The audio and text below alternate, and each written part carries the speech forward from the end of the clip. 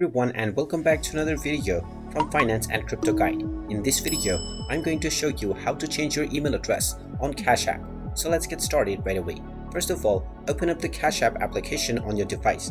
And once you open it up, if you haven't logged into your account already, go ahead and use your phone number or your email address to log in. Once you have been logged in, you will end up within the home page from which you can directly make your payment or request one.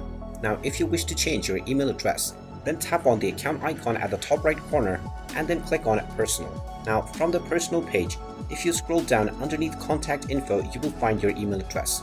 Just tap on this email and then tap on the Remove Email option, and this email address will be removed. You can then tap on Add an email address and then enter your desired new email address within this box.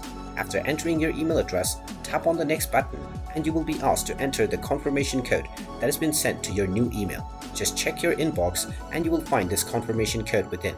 After entering this code, you can tap on the next button and now your email address will be changed right away. And there you have it. That is how easy it is to change your email address on Cash App. If you find this video helpful, make sure you hit that like button and subscribe to our channel if you haven't done so already. Also ring that notification bell to never miss another update from us. Thank you for watching, and I will see you again in the next video.